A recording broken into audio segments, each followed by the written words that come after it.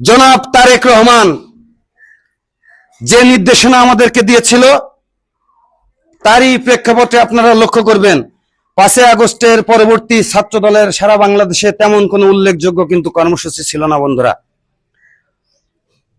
আমাদের নেতার প্রত্যাশা ছিল যে এই আন্দোলন বাংলাদেশে 18 কোটি সাধারণ জনগণের আন্দোলন।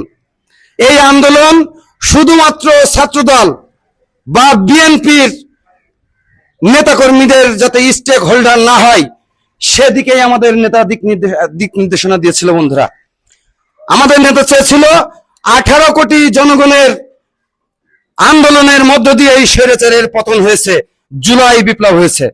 5 আগস্টের পরবর্তী আমরা দেখতে পেলাম দুঃখজনক হলেও সত্য, বৈষম্য বিরোধী ছাত্র আন্দোলনের ব্যানারে সামনে রেখে আমাদের ছাত্র জনতা, আমাদের ছাত্র দলের নেতাকর্মীরা রাজপথে যে আন্দোলন করেছিল, জীবন দিয়েছিল, সেইটা ম্লান করে 5 আগস্টের আগ পর্যন্ত বাংলাদেশের একটি গুপ্ত সংগঠন, যে সংগঠন ছাত্রলীগের লুঙ্গির তলে থেকে নিজেদের পরিচয় গোপন রেখে ছাত্রলীগের সাথে ওই জুলাই বিপ্লবের মধ্যেও আন্দোলন করেছে, তারা এবং তাদের প্ররোচনায় তৎকালীন জুলাই আন্দোলনের সম্মুখ সারিদের যোদ্ধারা, দুঃখজনক হলেও সত্য, আমরা দেখতে পেলাম যে এই জুলাই বিপ্লব তাদের বিপ্লব বলে তারা এই জুলাই বিপ্লবের স্টেক হোল্ডার, এইটা প্রমাণ করবার চেষ্টা করছে।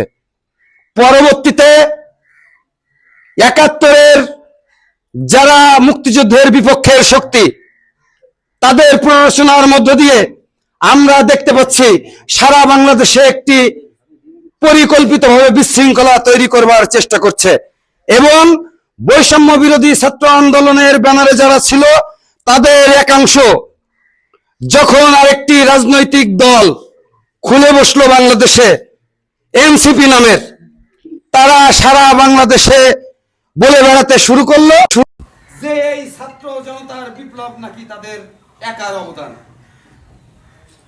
আমরা আজকে জুলাই বিপ্লবের এই দোয়া মাহফিলের মধ্য দিয়ে ছাত্র দলের পক্ষ থেকে দ্ব্যর্থহীন ভাষায় তাদের উদ্দেশ্যে বলতে চাই, ছাত্র জনতার বিপ্লবের মধ্য দিয়ে এই স্বৈরাচারী সরকারের পতন হয়েছে, এইটি জাতীয়তাবাদী ছাত্র দল বিশ্বাস করে ও স্বীকার করে।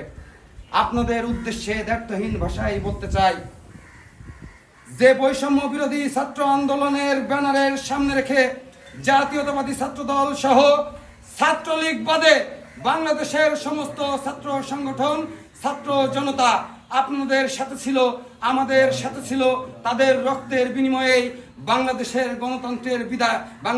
গণতন্ত্র প্রতিষ্ঠার লক্ষ্যে স্বৈরাচারের বিদায় হয়েছে। বন্ধুরা, আমরাও স্বীকার করি যে ছাত্র জনতার বিপ্লবের মধ্য দিয়ে বর্তমান গণতান্ত্রিক ধারাবাহিকতা ফিরে আসার সুযোগ হয়েছে, কিন্তু সেই ছাত্র জনতা আজকের দিনের শুধুমাত্র এনসিপি নয়।